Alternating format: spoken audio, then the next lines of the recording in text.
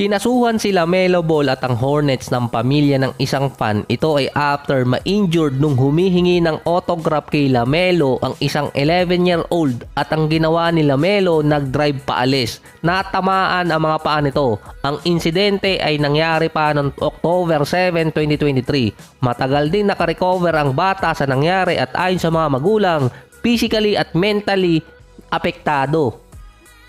So ito kasi yan, ang reason kaya kinasuhan si Lamelo dahil hindi nilagay ang pangalan niya sa police report kaya hindi nasama sa medical insurance. Ang magagawa lang na action doon ng pamilya mag-file ng kaso diretso kay Lamelo.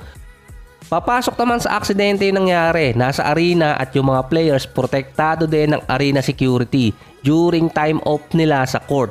Kaya din sinama ang Hornets management sa kaso. Dapat sagutin nila yung mangyayari sa mga fan. Wala pa rin naman sinasagot doon sina Lamelo at ang Hornets management. So iba naman yung nangyari kay Ja Morant dati na binanatan niya yung isang 17 years old. Ilang buwan din ang pagitan nung kinasuhan si Morant noon at ngayon nasa trial court yun. Ang report, yung lawyer na nagkaso sa kanya umalis dahil sa conflict of interest. Settlement lang din naman ang i-issue dun. Ito nga lang yan, kapag na-dismiss yung kaso kay Ja Morant, pwede naman siyang magkaso dun sa bata na 17 years old ng $30 million na lawsuit dahil nawalan siya ng ganong pera dahil nga nalimitahan ang bilang ng games niya. Hindi na kasi siya 17 ngayon, 19 years old na. Dun kasi nagsimulang masuspende si Ja Morant or pinagmulan ng mga issue niya off the court. Based naman kay Coach Taylor Jenkins, nakaka-recover na si Ja Morant sa injury sa balikat. Magiging ready siya for next season. Dadaan pa yung NBA draft at free agency para mapalakas yung lineup ng Memphis at yung ibang player na merong mga injuries sa kanila noong nakaraang season makaka-recover na rin. Nilabas na din ng NBA ang magiging pot money na paghahatian ngayong playoffs. Nasa $34 million ang bonus kada team. Ang magcha-champion merong $8.5 million na paghahatian. Magkakaroon ang isang player ng $500,000.